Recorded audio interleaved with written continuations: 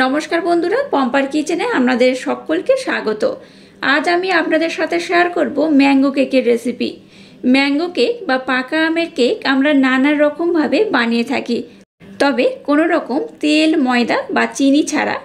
আজ যে কেকটা আমি বানাবো অপূর্ব দেখতে হয়, শুধু দেখতে নয়, এটা খেতে হয় অসাধারণ। আর এই কেকটা এতটাই নরম তুলতুলে হয় যে মুখে দিলেই মিলিয়ে যাবে। তাহলে চলুন দেরি না করে আজকের এই অপূর্ব স্বাদের পাকা আমের কেকের রেসিপিটা দেখে নেওয়া যাক।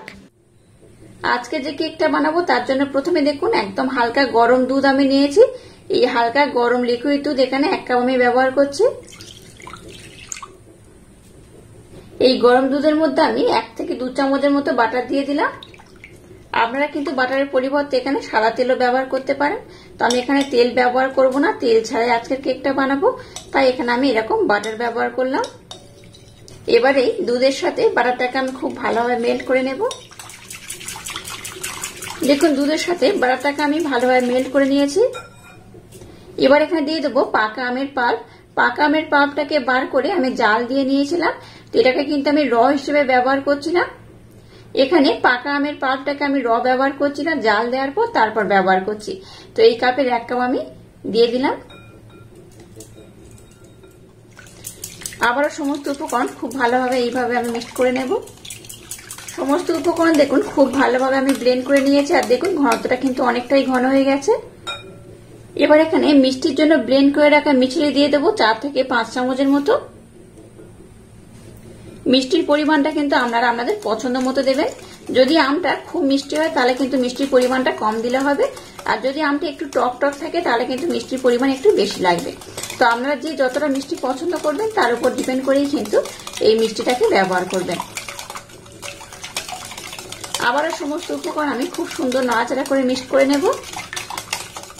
এবার একটা ছাঁকনি নিয়ে নিলাম, এর মধ্যে দিয়ে দেবো এই কাপের মাপ করে 1 কাপ সুজি। যতটা সুজি দিয়েছি তার 3 ভাগের 1 ভাগ আমি গমের আটা দিয়ে দিলাম। মিল্ক পাউডার মানে গুঁড়ো দুধ দিয়ে দেবো 2 থেকে 3 চামচ। এবার সমস্ত উপকরণ একটু এইভাবে চেলে নেব। যখন কোনো কেকের জন্য ব্যাটার বানাবেন এইভাবে সমস্ত উপকরণ একটু চেলে নেবেন, তাতে করে কেকের ব্যাটারটা খুব স্মুথ হয় আর কেকটা কিন্তু খুব স্পঞ্জি হয়। আর যখন এই ব্যাটারটা বানাবো তখন কিন্তু একটু ডলা পাকিয়ে থাকে না, তাই এইভাবে একটু চেলে ব্যবহার করবেন, তাতে করে কেকের রেজাল্টটা খুব ভালো হয়। এবার সমস্ত উপকরণ খুব ভালোভাবে আমি ব্লেন্ড করে নেব। এটা ব্লেন্ড করতে করতে কিন্তু জল বা দুধের প্রয়োজন হতে পারে। আপনাদের হাতের কাছে দুধ থাকলে অবশ্যই এখানে লিকুইড দুধ ব্যবহার করবেন, আর যদি হাতের কাছে দুধ না থাকে তাহলে দুধের পরিবর্তে এখানে জল ব্যবহার করলেও হবে।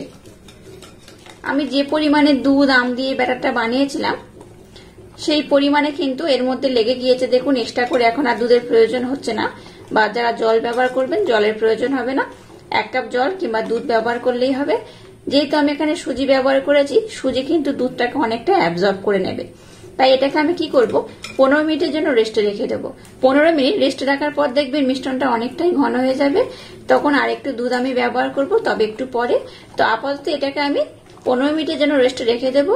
আবার 15 মিনিট পর আমি ফিরে আসছি, আর 15 মিনিট পর আমি আপনাদের দেখাবো এই মিশ্রণটার ঘনত্ব কেমন হবে, আর কেমন হলে আজকের এই রেসিপিটা একদম পারফেক্ট হবে। মিশ্রণটাকে দেখুন আধা ঘন্টার জন্য রেস্টে রেখে দিয়েছিলাম। আধা ঘন্টা পর দেখাচ্ছে, দেখুন ঘনত্বটা কিন্তু আগের থেকে আরো ঘন হয়ে গেছে। আবার আমি 1/2 কাপ দুধ নিয়ে নিয়েছি। এবার এখান থেকে অল্প অল্প দেব, আর মিশ্রণটাকে খুব সুন্দর করে রেডি করে নেব। সামান্য একটু এলাচ পাউডার দিয়ে দিলাম। ছোট চামচের 1/2 চামচ দিয়ে দেবো বেকিং পাউডার, আর 1 চিমটার মতো দিয়ে দেবো খাবার সোডা বা বেকিং সোডা। আবার এখানে আমি সামান্য একটু দুধ দিয়ে দেব। আমি এখানে 1/2 কাপ দুধ দিয়ে দিলাম। এই মিশ্রণটা বানাতে এই কাপের মাপ করে 1.5 কাপ আমার দুধ লেগেছে। আবারও সমস্ত উপকরণ খুব ভালোভাবে আমি এইভাবে ব্লেন্ড করে নেব। আজকে পাকা আমের কেকটা যেভাবে বানাচ্ছি আমার মতো একবার হলো ট্রাই করবেন, আশা করছি আপনাদের ভীষণ ভালো লাগবে। বাচ্চা থেকে বড় যে একবার এইভাবে কেকটা খাবে সে কিন্তু কেকের প্রেমে পড়ে যাবে, আর বারবার দেখবেন আপনাদের বানাতে বলবে। তো যাই হোক মিশ্রণটাকে দেখুন আমি এবার খুব ভালোভাবে ব্লেন্ড করে নেব। আর কেকের ব্যাটার যখন বানাবেন যে কোনো একদিকেই এটা ঘোরাবেন, যদি ক্লকওয়াইজ কিংবা অ্যান্টি ক্লকওয়াইজ করলে অ্যান্টি ক্লকওয়াইজ, যে কোনো একইভাবে ঘোরাবেন, তাতে করে কেকটা ভীষণ স্পঞ্জি হয়। এবার দেখুন আমি দেখিয়ে দিচ্ছি ঘনত্বটা কেমন হয়েছে। এই দেখুন, খুব যেমন ঘন নয় আবার খুব পাতলাও নয়, ঘনত্বটা এইরকমই হবে। তাতে করে কিন্তু আজ কেকটা একদম পারফেক্ট হবে।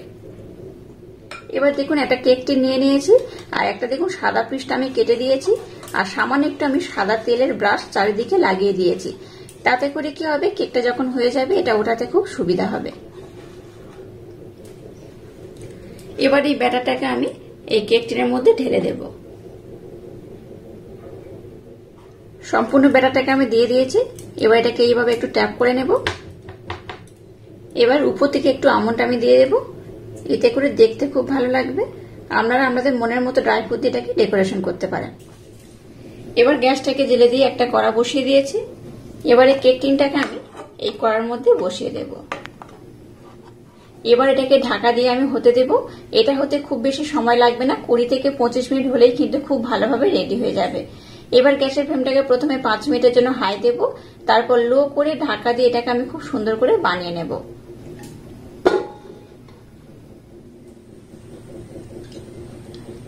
কেকটাকে দেখুন আমি খুব সুন্দর করে বানিয়ে নিয়েছি। আর এই দেখুন এটা কিন্তু উপর থেকে দেখে বুঝতেই পারছেন হয়ে গেছে, আর কতটা কম ব্যাটার দিয়েছিলাম আর কতটা ফুলে গেছে দেখুন। এবার একটা টুথপিক নিয়েছি, এটার মাধ্যমে আমি আপনাদের দেখিয়ে দেবো কেকটা হয়ে গেছে কিনা। দেখুন একদম নিচের পোর্শন আমি দিয়ে দিয়েছি। আর এই দেখুন এই টুথপিনের গায়ে কিন্তু কিচ্ছু লেগে নেই, দেখে বুঝতেই পারছেন, তার মানে কেকটা খুব ভালোভাবে হয়ে গেছে। এবার আমি গ্যাসটাকে বন্ধ করে দিলাম। এবার কেকটাকে আমি প্রথমে খুব ভালোভাবে ঠান্ডা করে নেব, তারপর আমি আপনাদের দেখাবো কেকটা কত সুন্দর হয়েছে। কেকটাকে দেখুন আমি কিন্তু মোটামুটি একটু ভালোভাবে ঠান্ডা করে নিয়েছি। এবার একটা প্লেট নিয়ে নিয়েছি, এবার এটাকে আমি ডিমোল্ড করে নেব।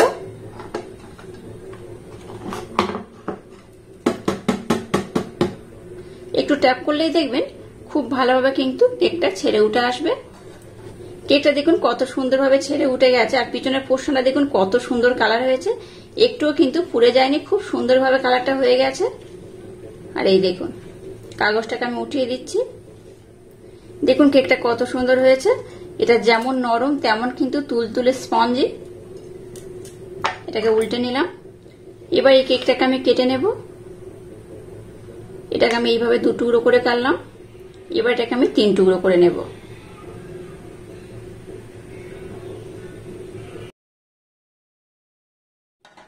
আমি কেকটা দেখাচ্ছি, দেখুন কত সুন্দর হয়েছে, কত অপূর্ব হয়েছে। এই দেখুন দেখে বুঝতেই পারছেন কতটা নরম হয়েছে, তুলতুলে হয়েছে। আর এই কেকটা কিন্তু একটু গরম রয়েছে, কেকটাকে একটু ভালোভাবে ঠান্ডা করে নিতে হবে। তো আমি কেকটাকে গরম অবস্থায় একটা কাজে লাগাবো, তাই এটাকে কিন্তু একটু গরম অবস্থা আমাকে কাটতে হয়েছে। এই দেখুন, আর আমরা যারা পরের স্টেপটা ফলো করবেন না তারা কিন্তু ঠান্ডা করেই খাবেন, তাতে করে কেকটা আরো বেশি ভালো লাগবে। আর আমি এখানে যেহেতু একটা স্টেপ বানাবো তার জন্য কিন্তু একটু গরম গরম এটাকে আমাকে কাটতে হয়েছে। আর কত সুন্দর নরম হয়েছে দেখুন, দেখে বুঝতেই পারছেন কত অপূর্ব হয়েছে। এবার দেখুন এরকম একটা কেক আমি নিয়ে নিয়েছি। কিছুটা আমের পাল্প আমি জাল দিয়ে ফুটিয়ে রেখে দিয়েছিলাম। এবার এটাকে কিভাবে ডেকোরেশন করবে দেখিয়ে দিচ্ছি। এবার এটাকে কিন্তু এইভাবে একটু ডেকোরেশন করে দেবেন, তাতে করে দেখতেও ভালো লাগবে, খেতেও কিন্তু খুব সুন্দর লাগবে। আপনারা এটাকে এইভাবে ডেকোরেশন করে সার্ভ করতে পারেন, তাই আমি 1 টুকরো নিয়ে আপনাদের কিভাবে ডেকোরেশন করবেন সেটাকেই দেখিয়ে দিচ্ছি। উপর থেকে আবার একটু ড্রাই ফ্রুট আমি দিয়ে দেবো, আর উপর থেকে একটু আমের টুকরো আমি দিয়ে দেবো। দেখলেন তো কেকটাকে এইভাবে ডেকোরেশন করলে কত সুন্দর দেখতে লাগে। এটা দেখতে যেমন সুন্দর লাগে খেতেও কিন্তু তেমনই অপূর্ব অসাধারণ হয়। তো একটু কেটে আমি আপনাদের দেখাচ্ছি, দেখুন এটা কতটা নরম স্পঞ্জি হয়েছে। আর এইভাবে অবশ্যই একবার হলেও ট্রাই করবেন, আশা করছি বাচ্চা থেকে বড় সবাই ভীষণ পছন্দ করবে আর খুব খুশি হয়ে খাবে। আজকের এই অপূর্ব স্বাদে কেকের রেসিপিটা যদি আপনাদের ভালো লাগে তাহলে চ্যানেলটাকে লাইক, শেয়ার, কমেন্ট এবং সাবস্ক্রাইব করবেন, আর পাশে থাকা বেল আইকনটা প্রেস করে দেবেন। তাহলে টাটা, আবার দেখা হচ্ছে নতুন কোনো রেসিপি নিয়ে।